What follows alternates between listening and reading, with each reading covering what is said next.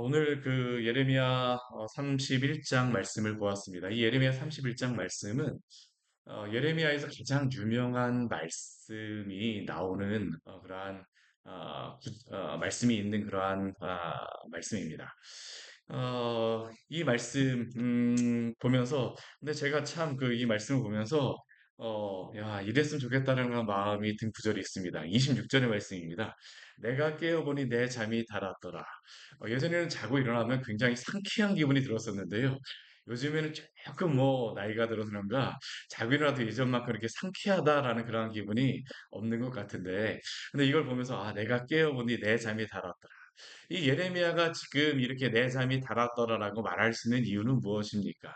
그가 단순히 그냥 육신의 나이가 들어서만을 의미하는 것은 아닙니다. 지금 예레미야가 하나님으로부터 말씀을 들어서 선포하고 있는데 지금도 이 앞에 말씀을 보게 되면 그가 환상을 본 것입니다.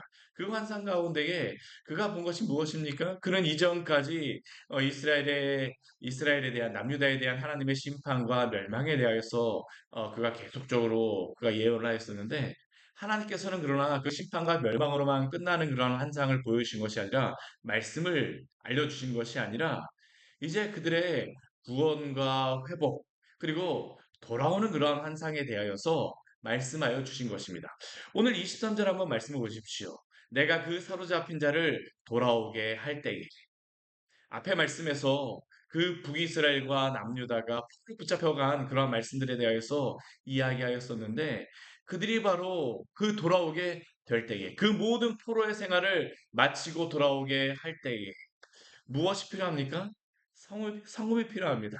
그들이 돌아올 곳이 필요해요. 그것이 어디일까요? 예루살렘 성이죠. 하나님이 약속하신 그러한 성입니다. 그 성을 향하여서 하나님이 무엇이라고 말씀하십니까?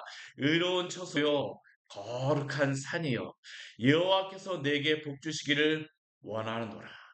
그들이 돌아올 그 땅을 바라보며 예레미야는 하나님의 그 음성을 그 말씀을 대언하여서 축복하고 있는 것입니다.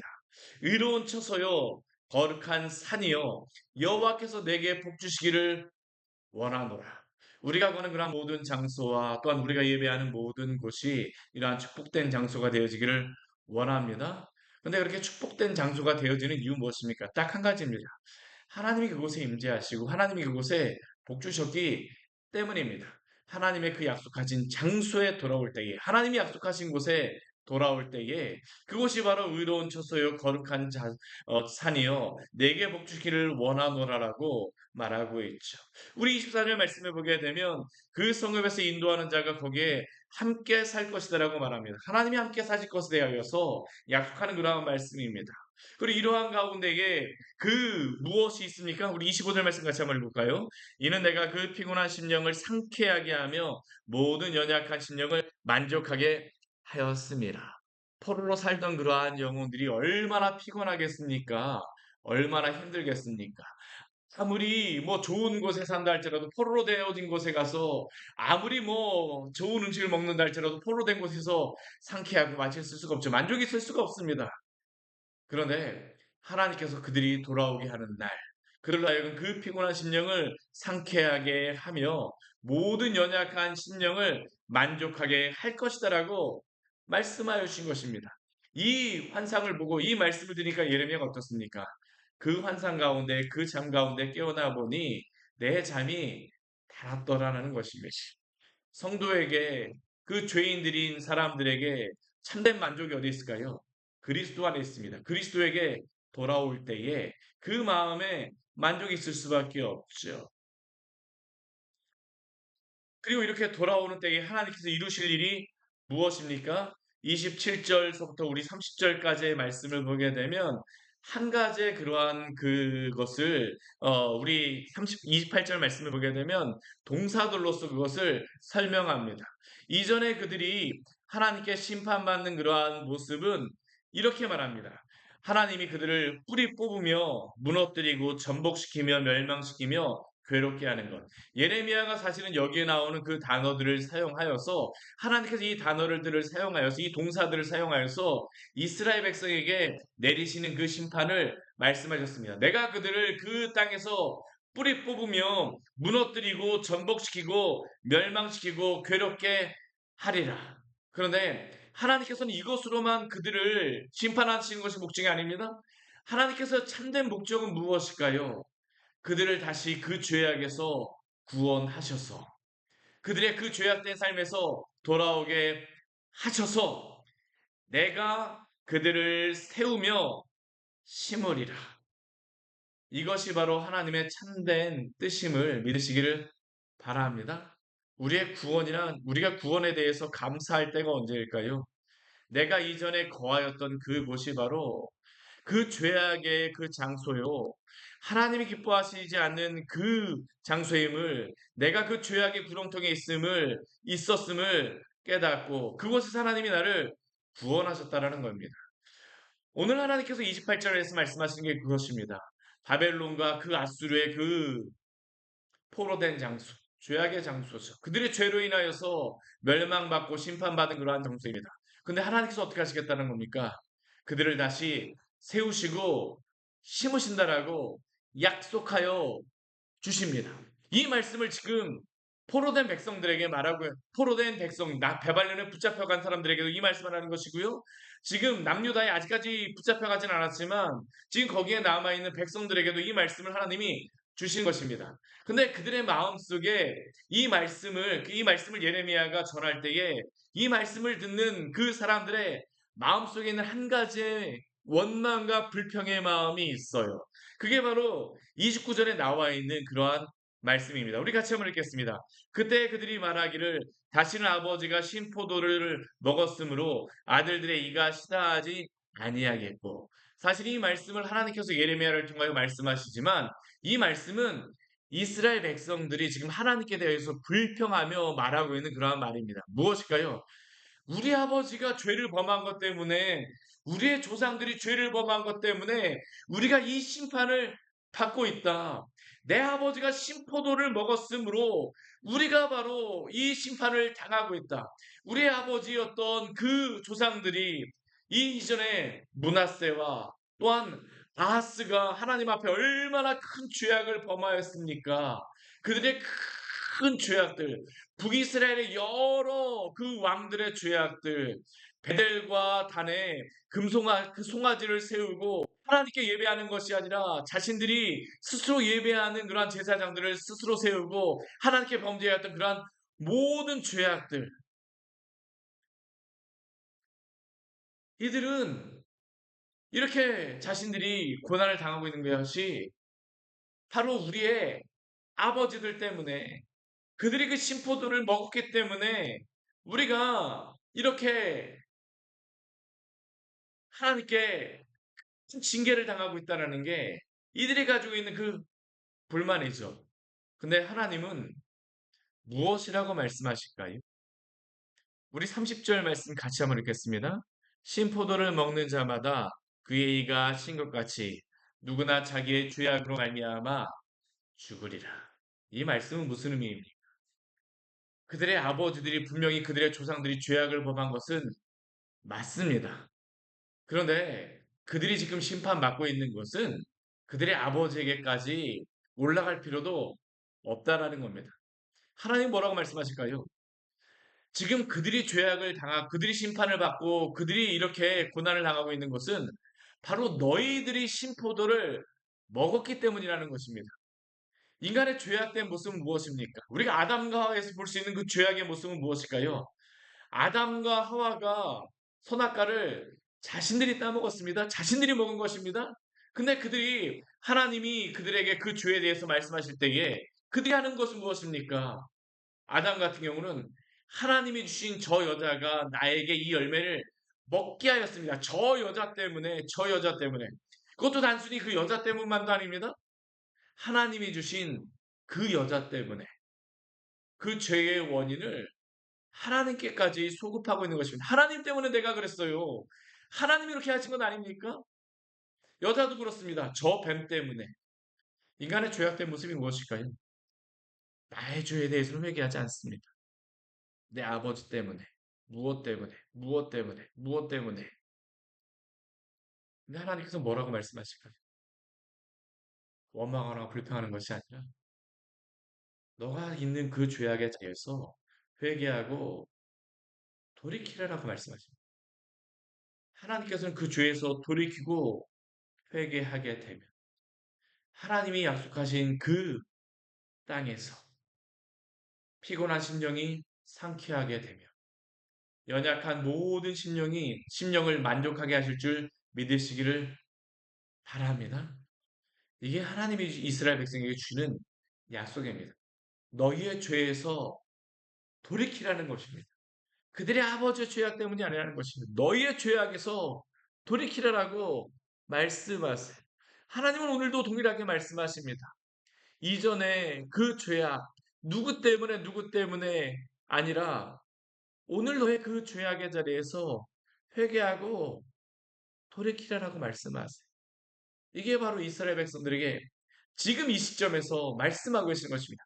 바벨론에 포로 잡혀간 백성들에게 또한 남유다에서 포로에 잡혀갈 것을 두려워하고 있는 그 백성들에게 사실 그들의 문제는 무엇입니까? 아직도 여전히 하나님을 의지하지 않습니다. 아직도 여전히 하나님을 믿지 않습니다. 근데 그들에게 회개하고 돌아오라고 말씀하세요. 그런데 사실 회개하고 돌아오는 것이 쉽습니까? 쉽지 않습니다. 쉽지 않아요. 그래서 하나님께서 이 이스라엘 백성과 새 언약을 맺으신다라는 겁니다. 우리가 예레미야 말씀에서 새 언약이 나오는데 새 언약이 나오는 이유는 그들의 힘만으로는 그 새 언약을 맺을 수가 없습니다. 하나님께서 그들에게 새 언약을 맺어 주시겠다라고 말씀하십니다. 우리의 구원은 무엇 때문에 이루어지는 것일까요? 우리가 뭐 잘나서 우리가 예뻐서 우리가 구원 받을 만해서가 아닙니다. 하나님이 피조물인 인간에게 당신의 은혜를 베풀어 주시는 것입니다. 그 베풀어 주시는 그 은혜의 모양을 무엇으로 주십니까? 언약으로 주시는 것입니다. 오늘 31절 말씀에서 이렇게 말씀하세요. 우리 같이 한번 읽겠습니다. 여호와의 말씀이니라 보라 날이 이르리니 내가 이스라엘 집과 유다 집에 새 언약을 맺으리라. 사실 하나님은 피조물인 인간과 언약을 맺을 필요가 없으십니다. 하나님이 도대체 왜 피조물인 인간과 언약을 맺으셔야만 합니까? 언약을 맺으셨다라고 하는 그 바탕은 무엇일까요? 하나님의 긍휼하심, 하나님의 사랑이 이 안에 있는 것입니다. 하나님께서 이미 이스라엘 백성과 언약을 맺으셨습니다. 아니, 하나님 모든 사람과 사실 언약을 이미 맺으셨어요. 첫 번째 언약은 어디서부터 맺어집니까? 인간과 맺으셨던 아담과 하나님께서 맺으셨던 것입니다. 행위 언약이라고 하는 것을로써 하나님이 맺으셨어요. 너가 이 선악을 알게 하는 나무만 따먹지 않고 나에게 순종하기만 하면 하나님은 많은 그러한 그 약속을 그들과 맺힌 것이 아니라 너희가 선악과만 먹지 않으면 근데 아담은 어떻습니까? 그 한 가지의 그 약속조차도 지키지 못합니다. 그래서 하나님이 어떻게 하십니까? 그 모든 아담 이후의 모든 자들이 다 범죄하게 되어졌죠. 그 가운데 하나님이 아브라함을 택하셨습니다.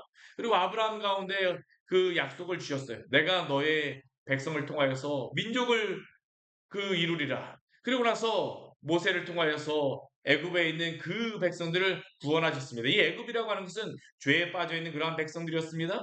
근데 그들을 구원하시고 그들과 언약을 내주셨어요. 이게 32절에 나와 있는 말씀입니다. 우리 32절 말씀 같이 한번 읽겠습니다.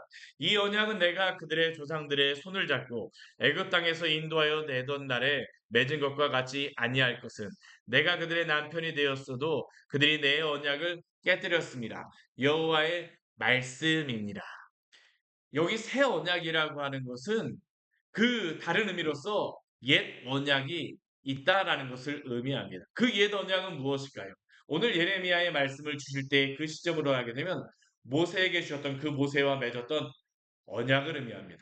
하나님이 시내산에서 십계명을 주시고 그 안에서 하나님을 예배하는 그러한 레위기의 말씀을 주시고 또한 출애굽기 마지막에서 성막을 어떻게 만들다라고 주시는 그러한 모든 말씀은 사실은 무엇이냐면 언약을 세우시는 말씀이었습니다. 이스라엘 백성에게 가나안 땅에 들어가기 전에 신명기 말씀에서 다시 한번 언약을 세우시는 것은 그들과 그 신명기 말씀을 주시는 것은 언약을 세우는 것이었습니다. 첫 번째 그 이스라엘 백성과 맺었던 그러한 언약을 민족적인 그러한 맺었던 언약을 이 옛 언약으로서 하나님께서 말씀하십니다. 그들이 이 율법을 지키게 되면 하나님이 이 말씀을 하나님께서 이 율법의 말씀을 지키게 되면 내가 그들에게 복주리라고 말씀하신 것입니다. 근데 문제는 무엇이었습니까? 그들이 그것을 지키지 못하였습니다.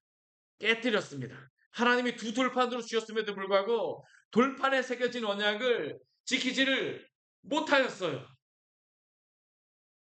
하나님이 그들의 한계를 보시는 것입니다. 왜 그들이 바벨론의 아수리에 붙잡혀갔습니까? 하나님이 주신 이 언약, 두 돌판에 새겨진 이 십계명의 말씀을 지키지 못한 것입니다. 그들의 힘으로는 이 언약을 지킬 수가 없어요. 그럼 그들에게 무엇이 필요할까요? 새 언약이 필요하다는 겁니다. 그렇다면 그 새 언약은 무엇입니까?